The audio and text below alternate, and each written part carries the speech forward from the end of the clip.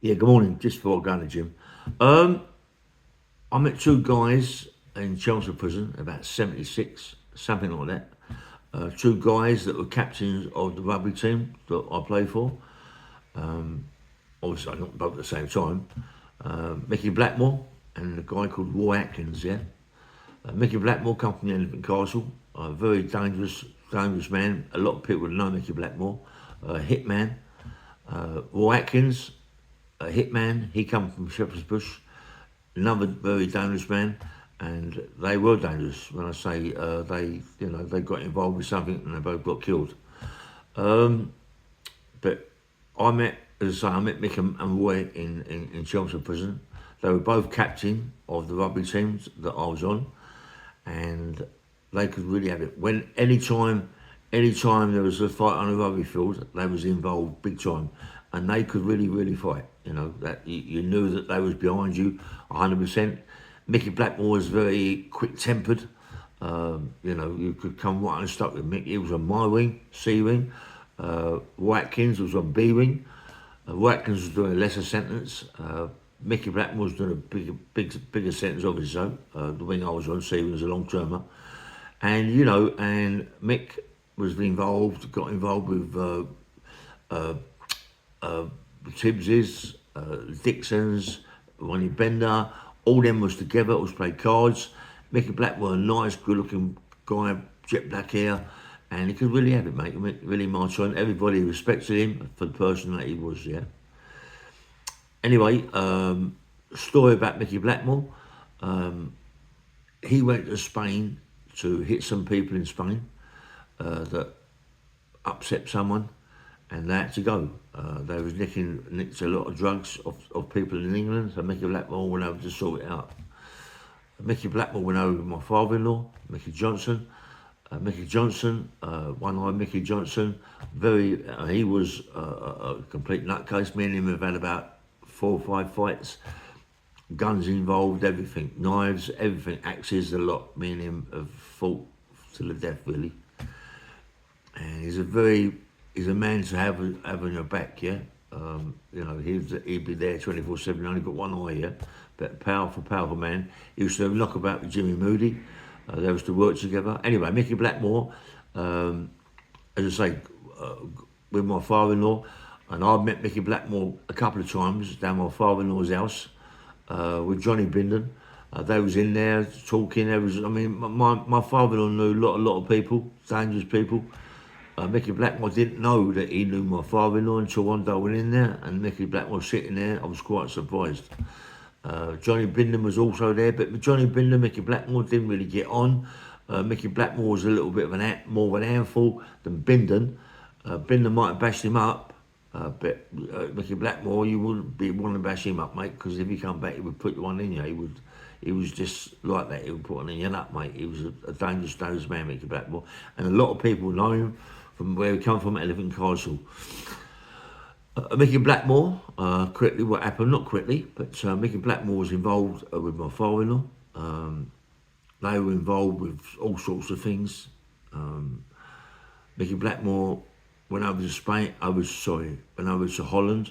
The sort of problem that was some people over there that nicked a lot of money off them, drugs money, yeah, and that had to be sorted. So Mickey Blackmore, being the person that he was, Mickey Blackmore was a hitman, a very good hitman, mate. Not a lot of people knew that, but obviously I found out. I had to find out because of what happened. He went over there with my father-in-law, and they met the people in a bar.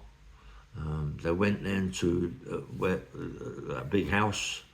Mickey Blackmore's come in into the front room with a gun.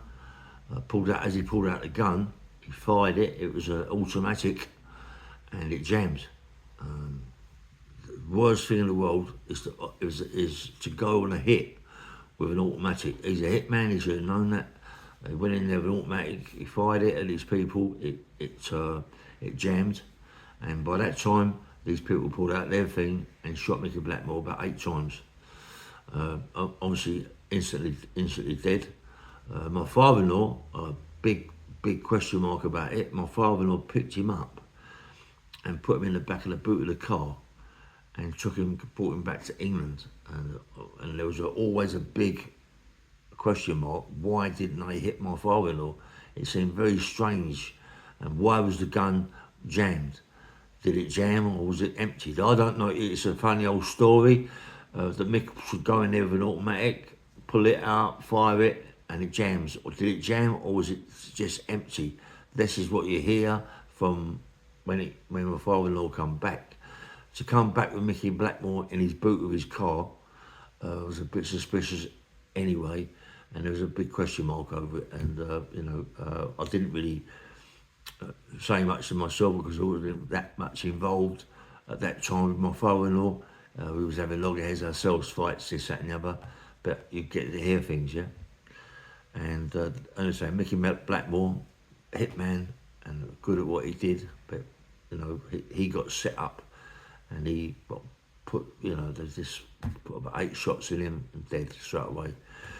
It's the same. My father-in-law picked him up, put him in the boot of the car, and brought him back. I suppose there's a lot of bottle even doing that, But they were very suspicious that he wasn't set up by my father-in-law, but you don't know yet. Anyway, Roy Atkins, another person, come from the bush, a mile down the road, Acton, but I was always around the bush, all them areas. Didn't really know Roy Atkins. I heard about him, but never really see him. I only met him in prison. The guy was 100%, always stood by it. Any trouble, he was there. When there was any fights in a rugby field, he was always there. So was Mickey Blackmore. They was there 100%, and I respected them for that, yeah. Roy Atkins and Mickey Blackmore really didn't get on as such, yeah, because they was both the same, and one was a bit better than the other one, and you know how it goes. And Roy Atkins,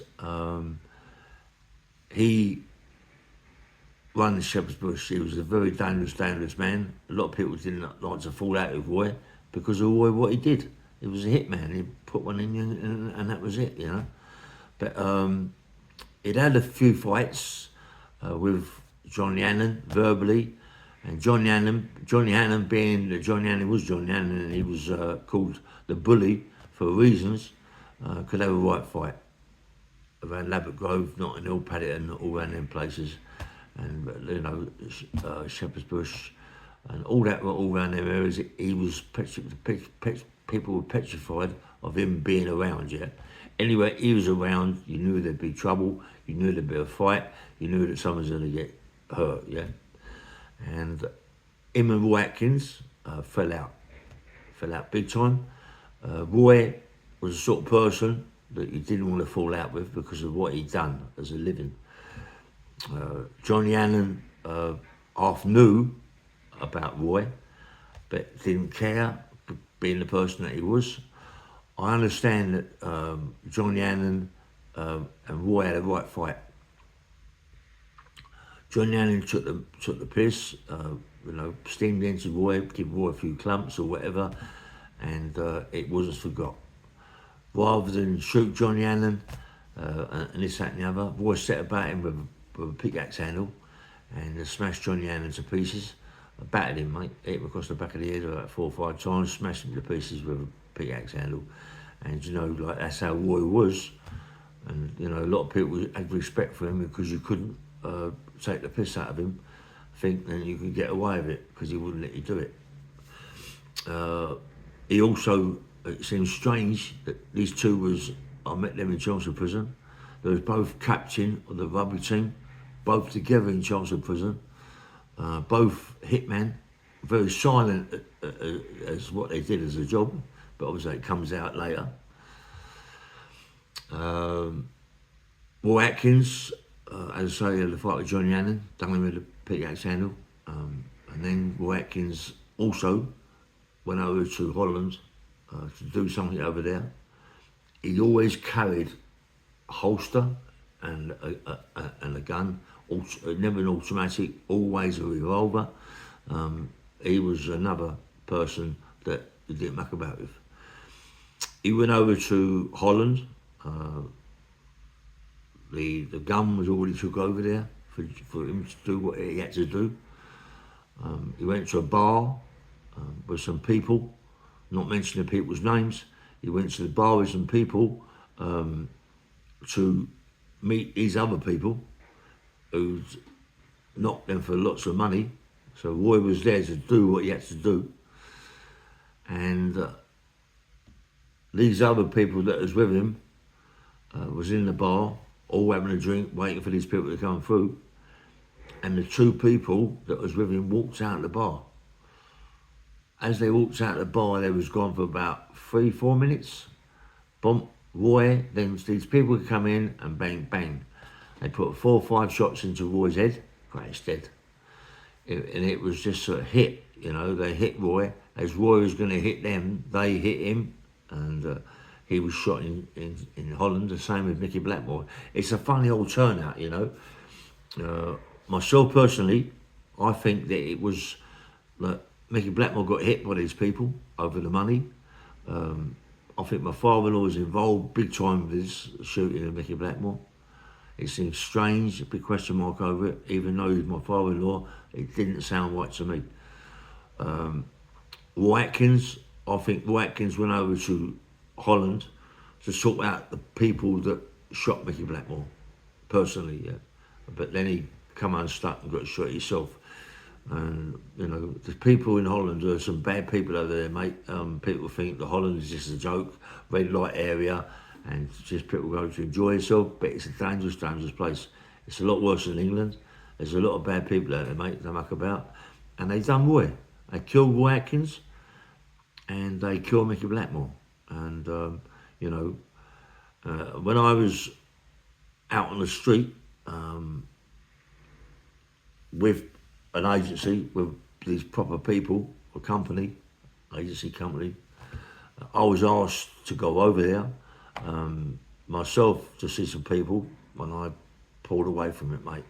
I went, no, it's not for me, it's not a bit of me. I'm not a hitman, I'm not into that scene, you know what I mean? I can have a row, I'm not into that. I'm not going to go over there thinking that I'm big time Charlie Potatoes and going to get the episodes, they're going to put one in my nut as well, yeah? And I'm not going to go out there to get killed. No way. Even the people that I'm going out there with are proper people, I'm still not going out there, yeah?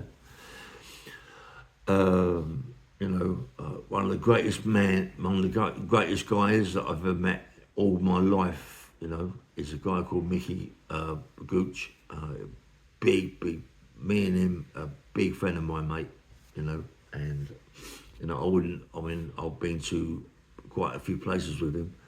You know, I've been to Spain with him, Magaluf, been to Austria and places like that, meeting heavy people, you know, from all around the world, meeting them there, talking, going skiing with these people, you know, going to clubs with these people, you know, heavy mafia people, mate. And, you know, I've gone out there with Mickey and hurt people for him, but just with this, not any other and anything else, yeah.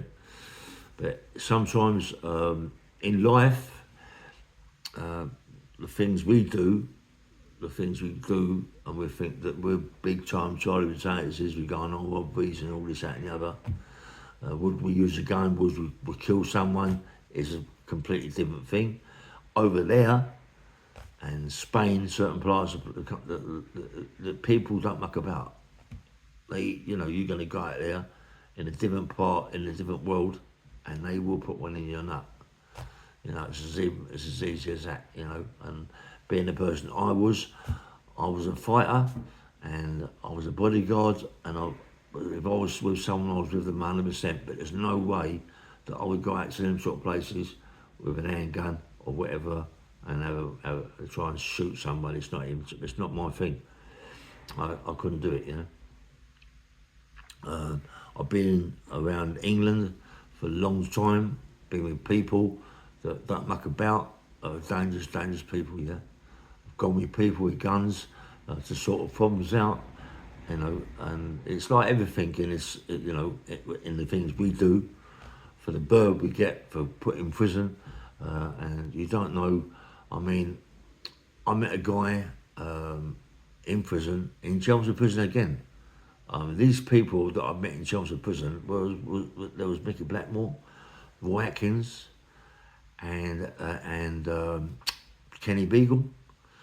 Kenny Beagle Powerful man, Kenny Beagle, mate. I trained with him years ago, met him in the scrubs years ago, on a powerlifting team. He was phenomenally strong, Kenny Beagle, a ginger sort of fella, well built, thick set, and can march, could have a right fight, play rugby with us.